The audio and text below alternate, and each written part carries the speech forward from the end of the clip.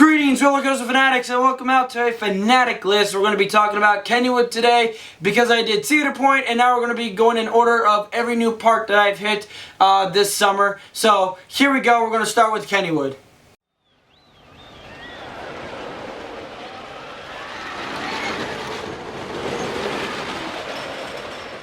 So Kennywood overall has about 6-7 roller coasters if you include the kiddie roller coaster that is there as well. Overall, the coasters are very nice, very interesting. So here we go. Of course, Fanatic list is where I jot down the list of coasters that I've done. I give my overall recommendation, how's the ride, when to ride it, when not to ride it, how are lines and stuff like that. This is not a top 10 or a coaster countdown in any way. This is just me jotting off stuff about the coaster. One of my recommendations when riding the coasters when you go to Kennywood, if you plan on going to Kennywood. So let's get started. So we're going to start off with the classic woodies because those are what really make Kennywood stand out. All three woodies were opened in the 20s and they really stand out. Each one of them is a lot different than the other. Let's get started with the oldest, and that's Jackrabbit. This opened 1921 and it's very famous for one thing and one thing only, and that is the double down. It's a great double down. You get some lots of hang time and air time, and what's interesting is there's not really a lap or restraint on this. It's just a seatbelt with a big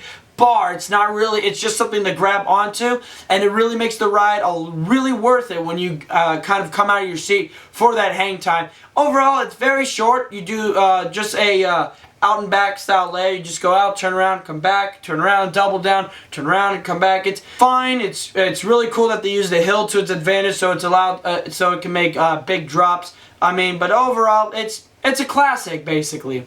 Next to it, which is another classic, is the Racer. This one is definitely the weaker of the three woodies. And what's cool about this, though, is that it is a Mobius loop, which means the track is continuous. It's not both sides dueling, because here's the thing. If you're on, like, for instance, you're on the right side, you're going to end up on the left when you're done. So it's a really cool feature. So you're always going to be on the opposite side of where you started, which is, of course, a really cool factor.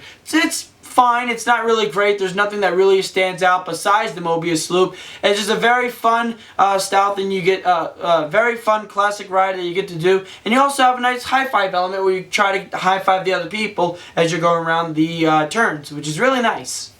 So let's end it out with the king of 20s coasters. This is actually personally my favorite, and that is Thunderbolt. Oh my gosh, this coaster is amazing. It is really fun. There is a reason why no single riders allowed on this roller coaster. First of all, they do not have that median in the middle to separate the seats. So, if you're a single rider, you're going to be flying on this ride. First of all, you got the nice lap bar that doesn't come all the way down. Then you have the seat belt.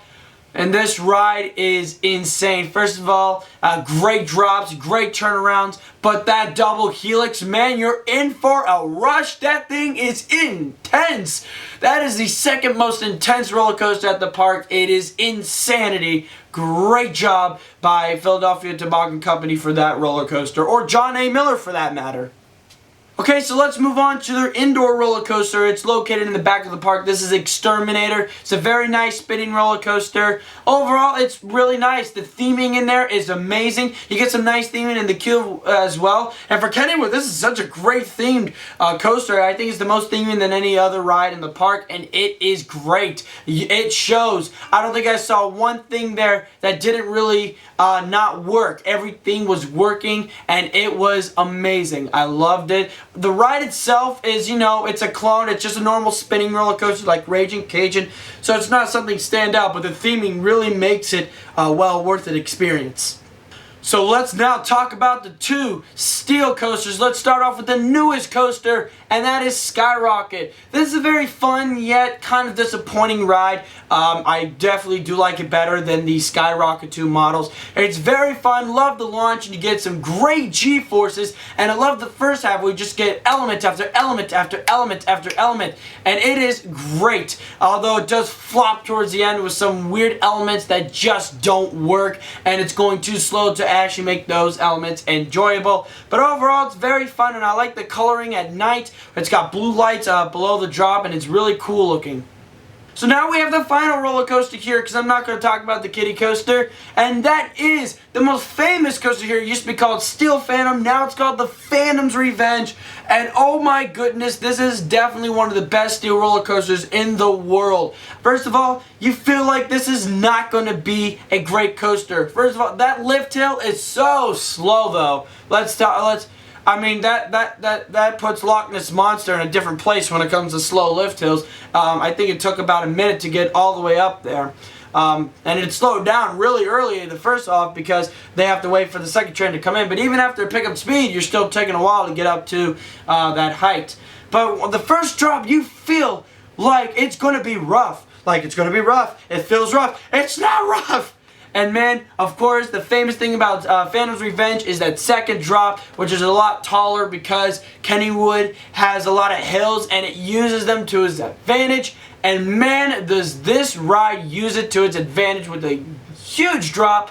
And it plunges at speeds of about 85 miles per hour with a lot of bank turns and airtime that will send you flying out of your seat. And it's probably one of Morgan/Arrow's best roller coasters they've ever made.